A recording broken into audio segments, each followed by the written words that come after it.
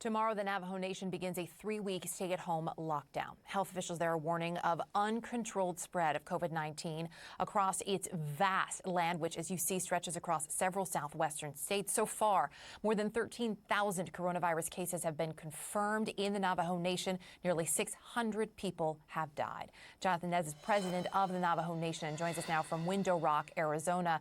Sir, you've called this an invisible monster. Invisible, we all know, is a tough sell, especially at this point.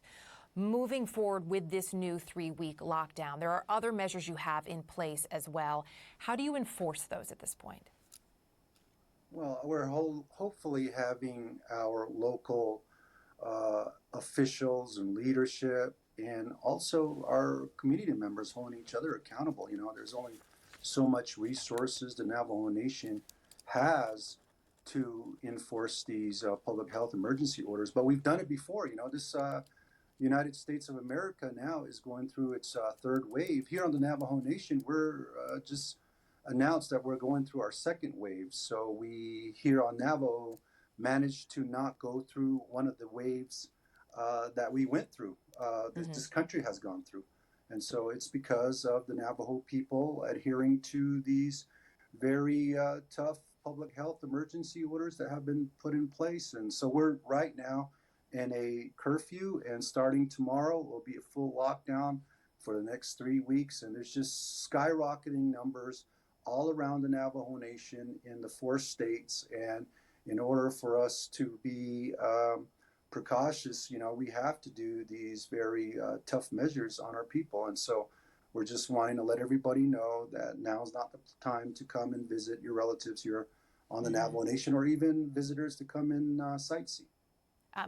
There's also a major concern around the country about hospitals and about resources for hospitals, about staffing.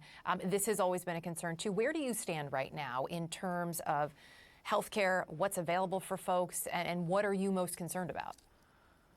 Well, during the first wave here on the Navajo Nation, the states around us were not going through big waves. So we were able to send our citizens off to the surrounding hospitals to get their care.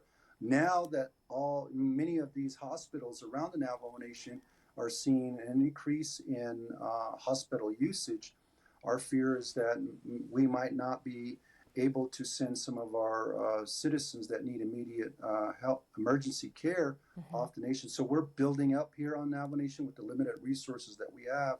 And we also are reactivating our alternative care sites, quarantine and isolation units here on the Navajo Nation. But as was mentioned in previous segments, I think this time around, there have been a lot of lessons learned here on the Navajo Nation as well. And we just pray that our cases don't beat the first wave. We haven't beat the first wave yet, but here in this country, the third wave has surpassed the first and second waves. Yeah, feeling like, as someone said on our team earlier, feels a little bit more like a tsunami at this point, heading towards everyone. I'm curious, there was a lot of talk about the power of the Navajo Nation as voters move, in the election, specifically in Arizona. I'm wondering if you've had any contact with the Biden transition team, specifically when it comes to the issue of coronavirus. There's a lot being made about the lack of transition resources and information being given to the Biden-Harris transition team. So if you've talked with them, let us know what you've told them in terms of your concerns. And if you haven't, what would your message be at this point? Right. President-elect Biden and Vice President-elect Harris did indicate that Navajo Native Americans would have a seat at the table, and they have kept that promise, which is encouraging to us. We've been having updates from the transition team, and there's even talk about possibly having one of our own public health experts to be a part of the COVID-19 team as well, because there's Dr. Anthony Fauci did say there's a lot of lessons learned from the Navajo Nation, what we've done to keep those numbers down, and maybe that type of lessons could be used in local communities or regional approach, and we are open to that.